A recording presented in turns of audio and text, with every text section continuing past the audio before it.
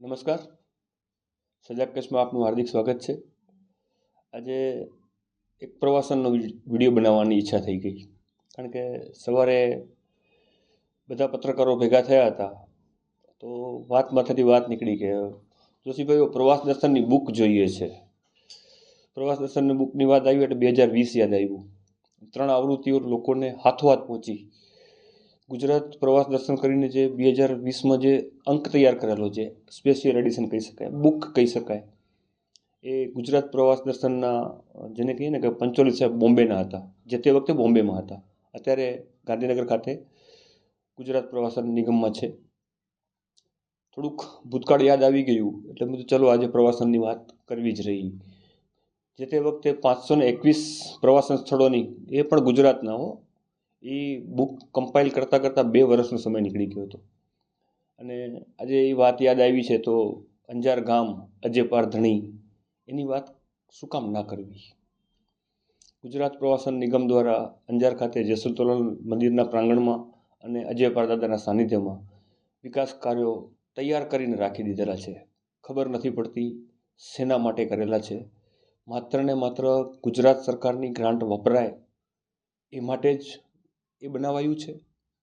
પ્રવાસન નિગમ પોતાના બજેટમાં પ્રમોશન માટે ઘણું બધું એવું કરી રહ્યું છે કે જેથી કરીને પ્રવાસન સ્થળોનો વિકાસ થાય. સરકાર પણ ઈચ્છે છે કે વધુને વધુ પ્રવાસન સ્થળો ડેવલપ થાય અને લોકો ત્યાં કને જઈ અને સુવિધાઓ માણી શકે.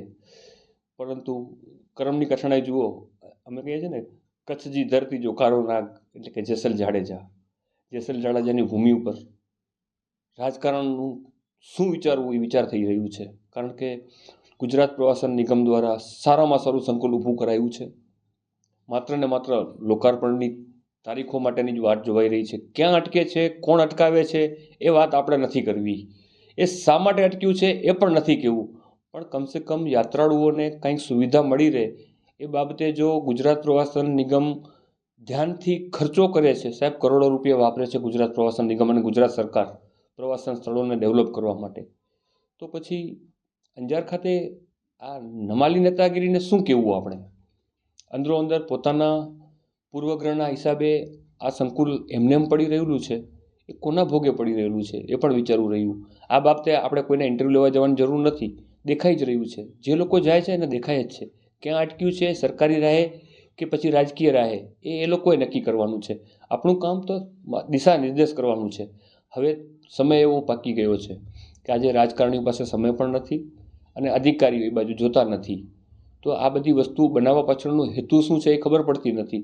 નાની નાની વાતોમાં પૂર્વગ્રહ લઈ આવી અને પ્રવાસન સ્થળોને લોકોથી દૂર રાખવા, સગવડો લોકો ઉપયોગ ના કરી શકે એવું કરવા પાછળ ખબર નથી પડતી શું છે. ગુજરાત સરકારે શા માટે ગ્રાન્ટ આપી, ગુજરાત પ્રવાસન નિગમે શા માટે બનાવ્યું, એવા પ્રશ્નો આપણે એટ્રેક કરવા જ પડશે. કારણ કે જ્યારે કાંઈ થતું નથી ને ત્યારે સરકાર સામે હોબાળો કરવા માટે બધાય આવે છે. સાહેબ જ્યારે થઈ ગયું છે તો હોબાળો કરવા કેમ કોઈ નથી આવતું કે આનું લોકાર્પણ કરો. ક્યાં ગયા વિરોધ પક્ષવાળા કે ભાઈ, ક્યાં ગયા સત્તા પક્ષવાળા કે અમને સુવિધાઓ આપો.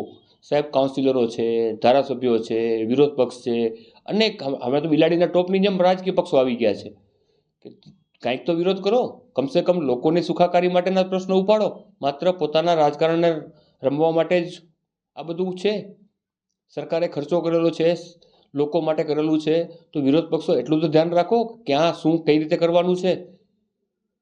પણ લોકો, આપણે એક જ ઈચ્છા રાખીએ કે વધુને વધુ સગવડો યાત્રાળુઓને મળી રહે એ બાબતે બહુ સ્પીડની અંદર કંઈક નિવેડો આવે અને જે સંકુલ અંજાર ખાતે જેસલ તોરલના સાનિધ્યમાં છે, અજેપાર દાદાના પ્રાંગણમાં છે, એ લોકાભિમુખ થાય અને લોકો એનો ઉપયોગ કરી શકે એ બાબતે થોડુંક વિચારી અને આગળ વધાય એવું હિતાવહ છે. નમસ્કાર.